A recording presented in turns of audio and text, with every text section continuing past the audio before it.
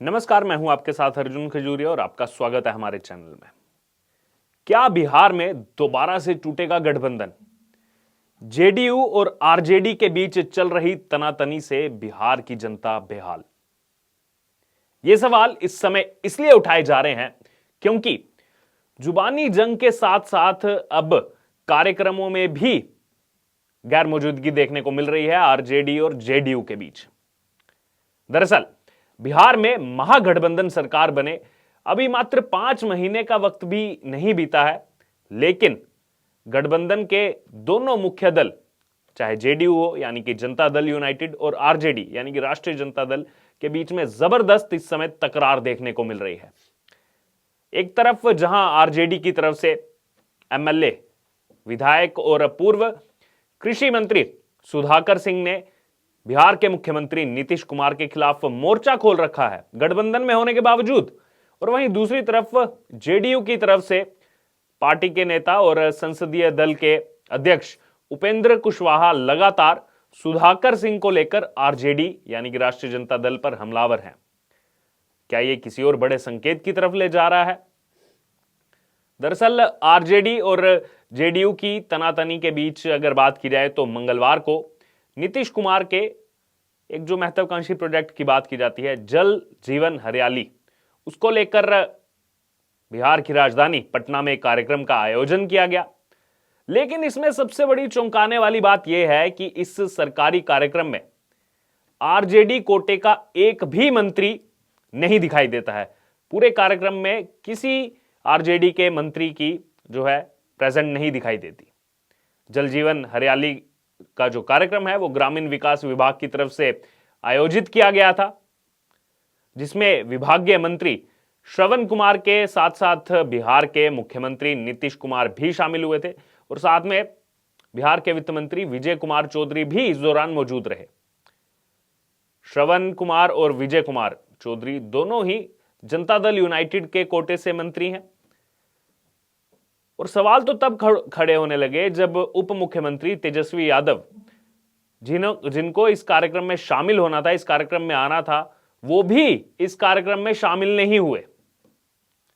हालांकि इस कार्यक्रम के समापन के कुछ समय बाद ही, कुछ देर बाद ही वो दिल्ली से पटना पहुंच गए।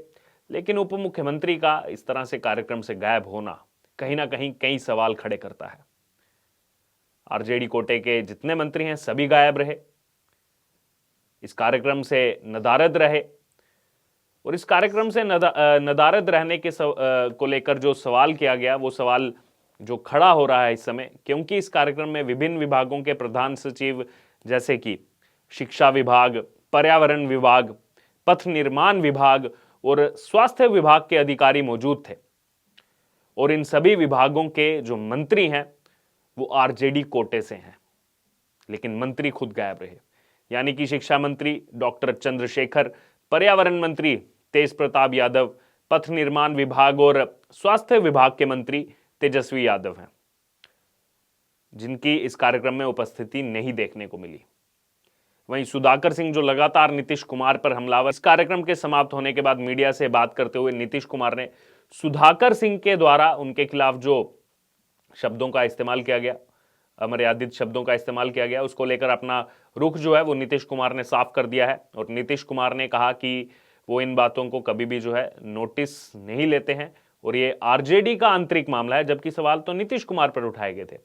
और नीतीश कुमार कह रहे हैं कि आरजेडी का सोचना है कि उनके नेता ऐसी बयानबाजी क्यों कर रहे हैं, आरजेडी को सोचना होगा। लेकिन सवाल तो नीतीश कुमार पर उठाए गए थे। क्या हुआ था पूरा वाकया, आइए आपको बताते हैं। दरअसल आरजेडी के विधायक सुधाकर सिंह लगातार बिहार के मुख्यमंत्री नीतीश कुमार को लेकर हमलावर हैं, जबकि दोनों पार्टियां गठबंधन में हैं। सुधाकर सिंह ने बोला कि नीतीश कुमार 350 करोड़ रुपए के विमान पर घूमने की इच्छा रखते हैं और विशेष राज्य का दर्जा लेने के लिए कटोरा लेकर दिल्ली भी जा रहे हैं। यह सवाल उठाए गए थे नीतीश कुमार पर। और आगे कहा गया नीतीश कुमार के लिए कि ऐसा भिखमंगा हमने अपने जीवन में नहीं देखा, शर्म घोलकर पी गए हैं, इस तरह की बातों का इस्तेमाल किया गया। और आगे कहते हैं कि छाती ठोक कर कहते हैं कि हम राज करने के लिए आए हैं, आप राज करिए जरूर, लेकिन मजदूरों और किसानों के लिए जरूर समय निकालिए। तो ये किसी और की तरफ से नहीं, विपक्ष की तरफ से नहीं, बल्कि खुद ही गठबंधन में आरजेडी की तरफ से कहा जा रहा है। वहीं इससे कहीं ना कहीं आरजेडी जेडीयू गठबंधन की सच्चाई खुल करके अब जनता के सामने आ रही है, बिहार की जनता के सामने आ रही है कि किस तरह से आपस में तनातनी इस समय बनी हुई है दोनों पार्टियों में। दरअसल जल जीवन हरियाली कार्यक्रम में आरजेडी कोटे के मंत्रियों के गायब रहने के मुद्दे को लेकर अब भारतीय जनता पार्टी भी मैदान में उतर चुकी है। भारतीय जनता पार्टी के राज्यसभा सांसद सुशील कुमार मोदी ने कड़ा हमला करते हुए नीतीश के कार्यक्रम का बहिष्कार करके आरजेडी कोटे के मंत्रियों ने अपने तेवर दिखाए हैं, इस तरह की बात कही सुशील कुमार मोदी ने। वहीं सुशील मोदी ने सोशल मीडिया अकाउंट पर लिखा कि सुधाकर सिंह के तीखे बयान और आरजेडी कोटे के मंत्रियों के मुख्यमंत्री के कार्यक्रम का बहिष्कार करने से महागठबंधन में जो महासंग्राम छिड़ा हुआ है वह तेजस्वी यादव के मुख्यमंत्री बनने तक रुकेगा नहीं। यानी कि जिस तरह की बातें खुल करके सामने आ रही हैं। और आगे वो लिखते हैं कि अब या तो लालू प्रसाद यादव जनता दल यूनाइटेड को तोड़कर तेजस्वी को सीएम बनवा लें, या फिर नीतीश कुमार आरजेडी से समझौते के मुताबिक तेजस्वी को कुर्सी सौंप कर दिल्ली की राजनीति में चले जाएं। राजनीति में काफी उटल पटल दिखाई दे रही है। वहीं भारतीय जनता पार्टी के प्रवक्ता निखिल आनंद ने भी इस मुद्दे को लेकर ट्वीट किया है और सवाल उठाया है कि मुख्यमंत्री के कार्यक्रम से आरजेडी कोटे के मंत्रियों का दूरी बनाना इत्तेफाक है या फिर प्रयोग। क्या ये प्रयोग किया जा रहा है या फिर ये एक इत्तेफाक है। निखिल आनंद ने जो ट्वीट किया उस ट्वीट में लिखा कि ये इत्तेफाक या संयोग नहीं, राजद का राजनीतिक प्रयोग और सीएम नीतीश कुमार को चेतावनी है। बिहार सरकार के महत्वाकांक्षी कार्यक्रम में तेजस्वी यादव, तेज प्रताप यादव सहित राष्ट्रीय जनता दल के सारे मंत्री गायब रहे, लेकिन सभी विभागीय सचिव मौजूद थे। क्या आरजेडी ने जल जीवन हरियाली कार्यक्रम में सीएम नीतीश की हैसियत जो है उनको बताई? इस तरह के तमाम सवाल जो है बीजेपी की तरफ से उठाए जा रहे हैं और उठाए भी क्यों नहीं जाएं, क्योंकि लगातार नीतीश कुमार की अगर बात की जाए तो इतिहास देखा है बिहार का, हर बार जो है वो पाला बदलकर कभी आरजेडी के साथ कभी भारतीय जनता पार्टी के साथ जो है गठबंधन करते रहते हैं। लेकिन इस बार का जो गठबंधन नीतीश कुमार की तरफ से किया गया है उसको लेकर तमाम सवाल उठाए जा रहे हैं।